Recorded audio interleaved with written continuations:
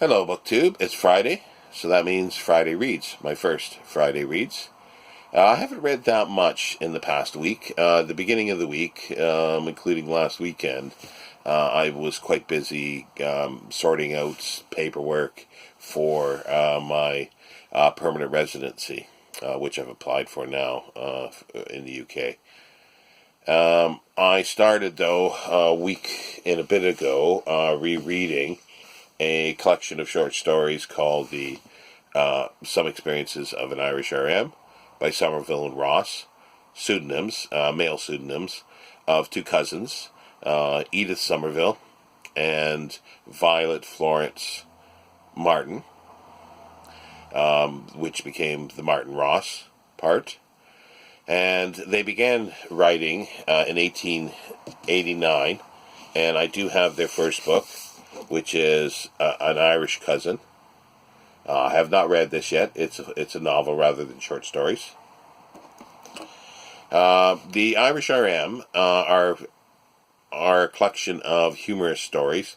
It starts out with the Major Yates, who has just recently become the resident magistrate in Ireland. He is trying to get his house ready for his fiancée before they marry, and she comes over. And it's just full of wonderful and eccentric characters. One of the characters is on the cover here, Slipper. He's more on the wrong side of the law than the right side. More drunk or near drunk than sober. He winds up in Major Yates's court quite often, but Slipper regards him as a friend, and he is always up for shenanigans of any kind. Legal or illegal, and also Yates's landlord, young Flurry Knox, who has hounds and runs fox hunting. Now that's the one part that if somebody is sensitive to that, they may not enjoy. It is not gratuitous. It just takes you on the thrill of a chase, and I find it very enjoyable, the reading, and I'll follow it up. I finished that. I will follow it up with reading Further Experiences of an Irish RM, another 12 stories. I'll be reading about approximately one a day. And the third one, the last one that was published in 1915, was in Knox's country. And that, again, I believe has 12 stories. I can't remember now. Yes, 11 stories, sorry. That one has 11 stories. And then I will probably read An Irish Cousin. And while I'm continuing to read the short stories, I have a little, it's a partial biography, picture book, Somerville and Ross in the world of the Irish RM, and I'll dip in and out of this, read little bits of it while I'm reading the short stories.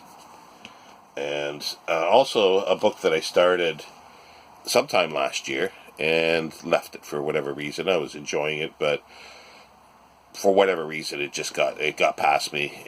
But I started reading again this past week, the last few days. It's The Mysteries of Paris by Eugene Sue. It is set in Paris, the title, and it's the underworld, the underbelly of London during sort of the mid-19th century. It was originally published in 90 parts in a magazine. I won't try to pronounce the name, but from 1842 to 1843. And I am now on page 293 of over 1,300 pages. So I don't expect to finish this in the coming week, but I expect to read another. If all I can do manage is 100 pages, I'll be happy. But I hope to do about another 300 though. And it's interesting because it started a craze, sort of city mysteries, and there are a number of them that were done. I think over a dozen. Most are not in print anymore. Valancourt Press is an or Valancourt Books is an interesting publisher. They publish Gothic fiction as well as reprints from the Penny Dreadfuls. Now, there was a very popular Mysteries of London, and this is volume 1 of the stories. That's by George W.N. Reynolds, and he was hugely popular during the Victorian period. Apparently outsold Dickens and most writers then. But again, he's not that as remembered as Dickens or any of them, any of the other writers. But this is part 1, and it's 1,150 pages. And part 2 is the same length. They're just massive books, and this isn't even all of the Mysteries of London stories. There is another section that is called the Court of London, I believe, and it might even be twice the length of this. It's not in print now, so but I will be reading this part anyway. I do have a PDF, I think, of the mystery, the second part, the Court of London. If I can manage to get through reading that much on a screen, which I find very difficult, or I'll try to find maybe an original copy that was published in the 19th century. But as I say, it was a popular storyline, so they went everywhere. There is Mysteries of New York, which I'd like to get. It would be nice to read that. I think they did Naples, St. Petersburg. There's a Boston one. I've never seen these books, but I've seen them listed, and as I say, there's about a dozen of them. Anyway, that's just an added on of things that I'll be continuing to read this year. Here's a poetry book. Again, it's a massive book. It is British Women Poets of the Long 18th Century. Now, I've had this for over a year now, probably a year and a half, possibly 2 years. And I've been picking it up every so often, jumping forward, backward, and reading some poets, and I've enjoyed what I've read. But I've decided that I'm going to read it from sort of the beginning to the end, because each chapter, each section is subject-orientated, and it has a little introductory essay. So I started reading the introductions, or the main introduction to the book and the introduction for the first section, and I'll start reading the poetry now.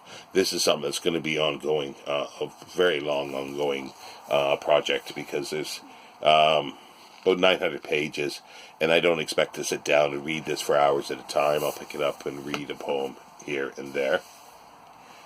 I've also been reading Samuel Pepys' diary. Again, it's a long-going project. I'm going to read one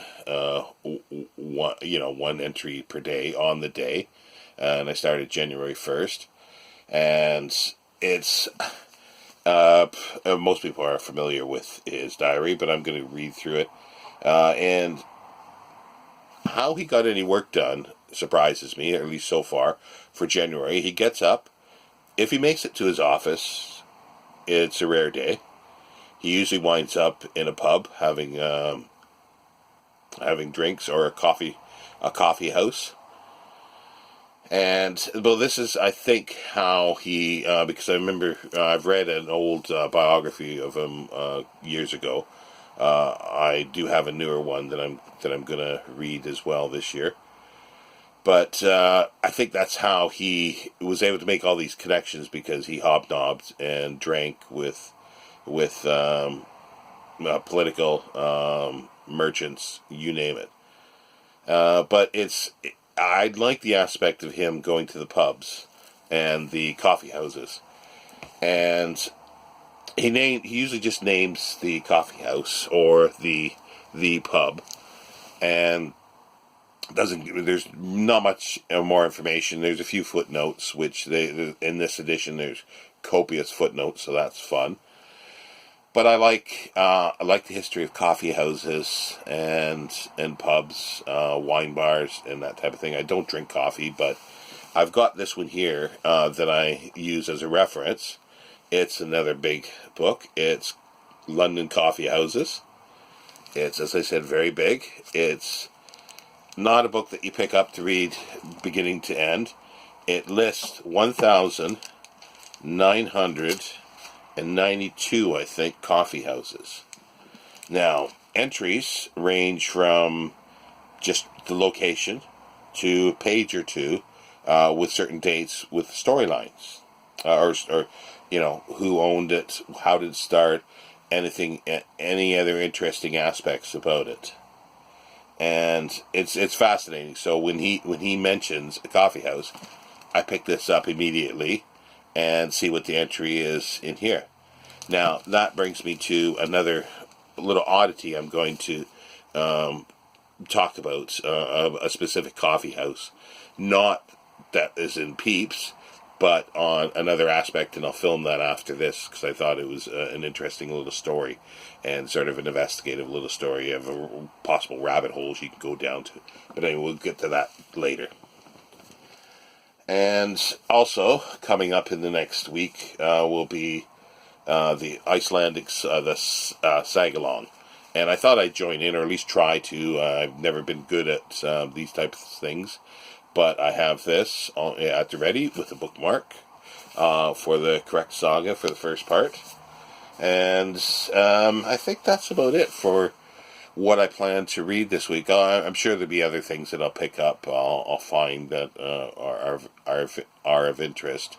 And as I say, the mysteries of Paris will keep me busy for some time. And then when I finish that, I'll go on to the London volumes. But yeah, that's my Friday reads, and I'll be back shortly, as I say, with a little, or at least I hope it'll be an interesting little story regarding Coffee House. And I'll see you in a few minutes.